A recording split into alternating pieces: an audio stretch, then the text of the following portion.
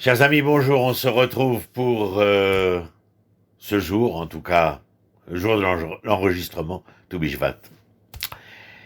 Toubishvat n'est certes pas une fête compliquée, manger des 7 fruits de la terre d'Israël, planter des arbres et, pour les plus doctrinaires, dresser une table fruitière, boire du vin et lire ensemble une ordonnance textuelle bien réglée. Voilà l'affaire.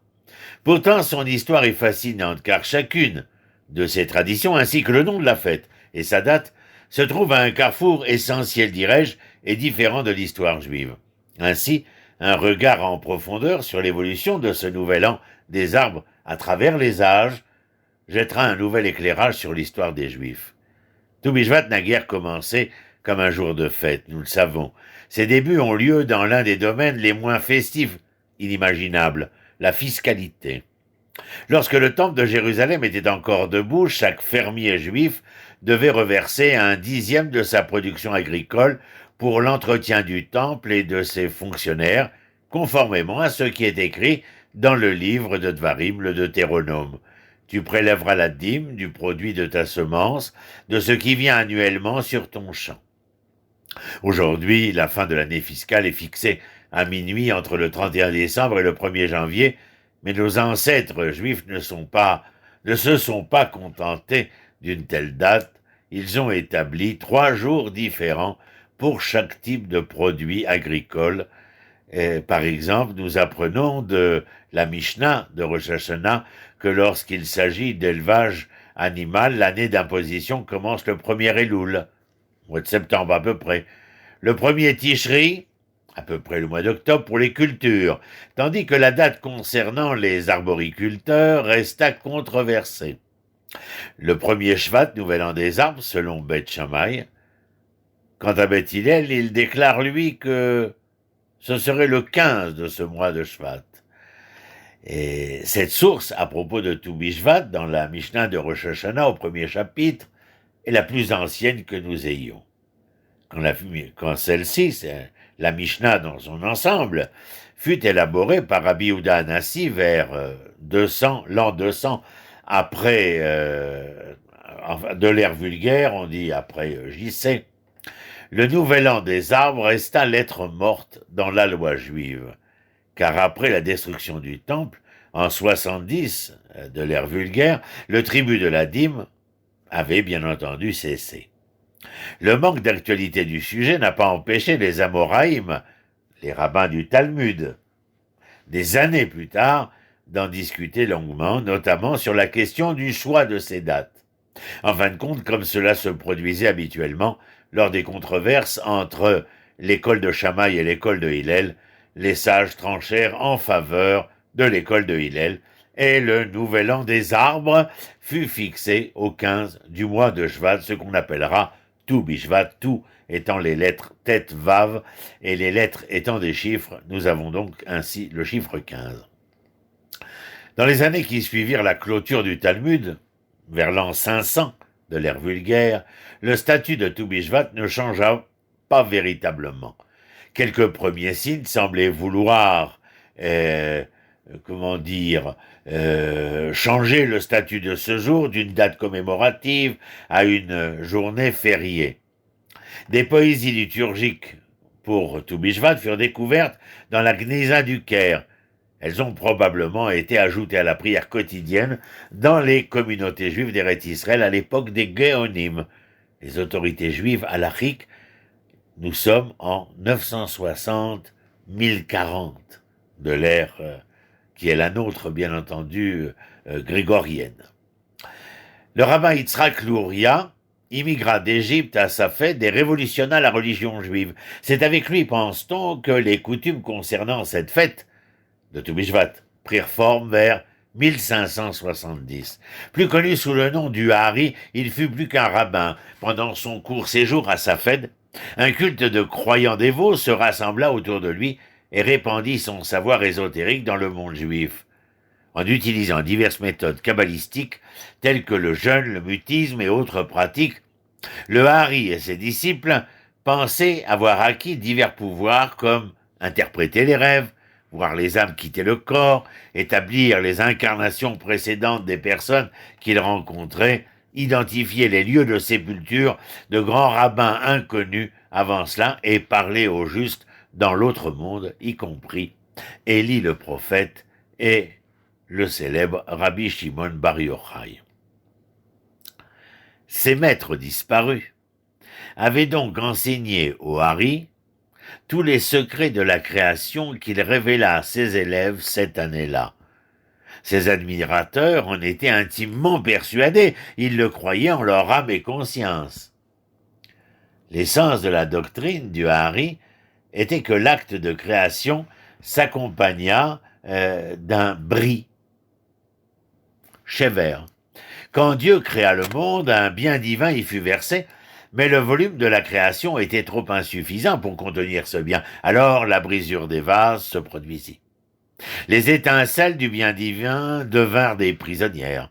Le but de la vie de chaque juif, selon le lourianisme, serait de ramener ces étincelles piégées vers le Créateur. Lorsque cette œuvre sera achevée, ainsi pense-t-il, le Messie pourrait venir et le monde entrer dans une nouvelle ère. Afin de libérer ces étincelles, les Juifs durent s'appliquer à ce qu'ils appelleront des tikkunim, traduisons par réparation, correction. Divers actes codés au sein des Saintes Écritures et de la création elle-même. Exemple d'un tel amendement crypté dans le Talmud selon la méthode du Hari est une consommation multiple de fruits accompagnée de la bénédiction du créateur du fruit de la terre, Boré Péri, à Haaretz, le 15e jour du mois de Shvat, un rite probablement établi par les adeptes du Hari et répandu dans le monde juif par ses disciples après sa mort. La pensée mystique du Hari Zal fut accueillie avec enthousiasme par de nombreuses communautés juives et suscita une recrudescence d'espoir impatient quant à la venue du Messie. Quelques années plus tard, au milieu du XVIIe siècle, un juif d'Izmir nommé Shabbatai Tzvi se déclara être le Messie. Un grand groupe de fidèles se rassembla autour de lui et répandirent cette conviction comme une traînée de poudre parmi les juifs du monde entier. La fin des temps était venue. En 1666, les autorités ottomanes arrêtèrent Shabbatai Tzvi et lui lancèrent un ultimatum: se convertir à l'islam ou bien être exécuté. Il choisit la première solution et la plupart des Juifs comprirent alors qu'il était un faux Messie. Mais tous n'étaient pas aussi convaincus et nombre de ses fervents fidèles se convertirent dans son sillage à l'islam. Après sa mort en 1676, le mouvement ne disparut pas totalement. Des groupes, comme on les appelle sabbatéens, liés à Shabbatai Tzvi, restèrent dispersés dans tout l'Empire ottoman et l'Europe centrale. Ils continuèrent d'exister et développèrent coutumes et rites singuliers dont certains trouvèrent leur chemin au creuset du judaïsme même et continuent jusqu'à ce jour d'être pratiqués. Une de ces traditions, mes amis, fut de réformer le Nouvel An des arbres en une journée de festivité particulière pour Shabbatai Tzvi, surnommé l'arbre par ses disciples.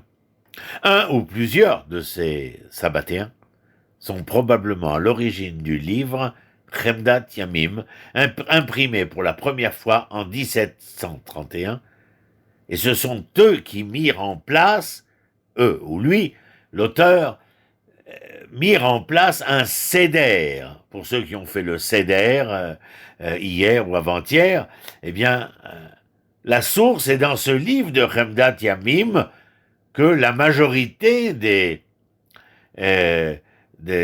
gens considèrent comme étant un livre sabbatéen. Et donc, dans ce seder, il y avait, où il comprenait, la consommation de 30 fruits, de 4 verres de vin et la lecture de divers textes. L'ouvrage va traverser les frontières et s'introduire parmi toutes les communautés juives non sabbatéennes, dans le monde ashkénaze et dans le monde sfarade. C'est ainsi que commencera notre Tu Bishvat traditionnel, le rituel que nous connaissons et qui sera très ressemblant en Orient comme en Occident. Au début de la période des Lumières juives, à la Scala, ce que nous appelons, à la fin du XVIIIe siècle, Toubishvat était un événement peu important et peu rapporté dans la littérature rabbinique. Dans les communautés sfarades, il y avait ceux qui accomplissaient le seder, tandis que dans les communautés ashkénazes, on ne prononçait pas de supplication ce jour-là, durant la prière quotidienne. Au Talmud Torah, l'école de l'époque, il était de coutume que l'enseignant distribue des fruits généralement séchés à ses élèves. La journée pouvait être aussi écourtée ou bien chômée. Les nouvelles valeurs des Lumières en Occident, et valeurs d'amour de la nature, de rédemption de la terre, et puis aussi, au XIXe siècle, le sionisme, ont certainement influencé la façon dont Toubishvat s'appréhendait. Une fête d'amour de la nature en général, de la terre d'Israël en particulier. Cela se reflète également dans la proposition de l'écrivain sioniste Zeev Yahavets en 1888 d'instituer dans les écoles hébraïques de la terre d'Israël cette journée consacrée à un voyage dans la nature et à la découverte des plantes de la terre. La proposition n'a été mise en œuvre que quelques décennies plus tard. Et diverses sources mentionnent Yahavets comme le fondateur de la coutume de planter un arbre à Toubishvat, comme la cérémonie de plantation qui aura lieu à Yesod HaMa'ala en 1884, la première du jour, mais Yahavets foncièrement n'a pas lié la plantation à Toubishvat, à ce jour. Il n'y a aucune preuve que les planteurs aient lié l'acte à la fête. Mais écoutez, dans le Nebraska aux États-Unis, là, en 1872, le journaliste Julius Sterling Morton a lancé un appel à ses compatriotes pour qu'ils sortent dans la nature et plantent des arbres à travers le pays dans le cadre d'une vague environnementale de penseurs et d'activistes qui a surgi à la suite du changement de perception de la nature créé par l'époque romantique en Europe. Morton a excité la foule et le 10 avril 1872, Arbor Day a eu lieu pour la première fois. Les habitants du Nebraska sont donc sortis en masse et ont planté des arbres. Le même événement de plantation s'est reproduit à la même date l'année suivante et en 1874, la fête a reçu une reconnaissance officielle du gouverneur de l'État. Dans les années 70-80 du XXe siècle, de plus en plus d'États des États-Unis adopteront la tradition, ainsi que d'autres pays dans le monde, la France, l'Australie, le Japon, le Tree Day, le jour des arbres.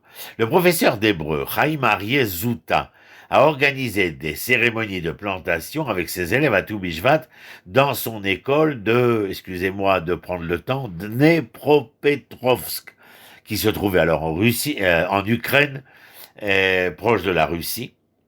Zouta ne pensait pas qu'il inventait quelque chose, mais qu'il, en vérité, poursuivait ce qui, dans les temps anciens, devait certainement se faire, selon lui, en Eretz Israël. Et en 1903, il immigre en Israël, et en 1904, il publie un article dans le journal Ashkafa afin d'établir ce jour de plantation à la date de Toubishvat dans les écoles hébraïques du pays. Cela ne se concrétisera qu'en 1906 lors de la réunion annuelle de l'association des professeurs d'hébreu en terre d'Israël. Une proposition fut faite d'instituer des promenades dans la nature, dans les écoles à Tou B'Av, le 15 du mois de Av. Zouta a convaincu ses collègues enseignants qu'il valait mieux le faire pour Toubishvat que pour Tou B'Av, et consacrer cette journée de la nature, demanda-t-il aux enseignants, non seulement aux promenades, mais également instituer des plantations d'arbres.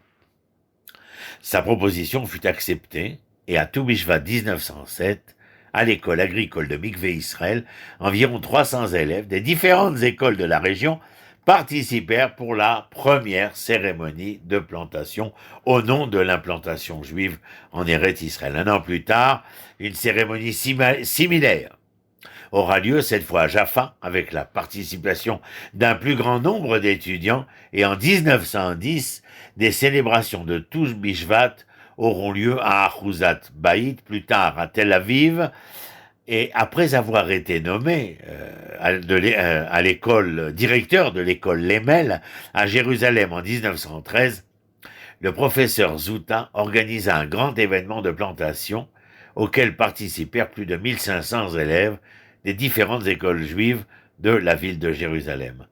La coutume s'est également répandue dans tout le pays, dans toutes les colonies du pays, pendant la période du mandat britannique, après la Première Guerre mondiale.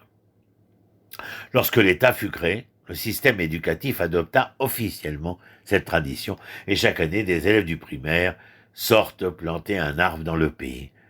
Euh, voilà ce que j'avais à vous dire, à vous raconter, bien sûr, sans oublier euh, l'institution formidable que va être et qui est toujours le Keren Kayemet les Israël, et qui a permis de reboiser Israël et de rendre le désert de plus en plus vert. Merci à vous d'avoir été là. Shalom, Tu Bishvat Sameach.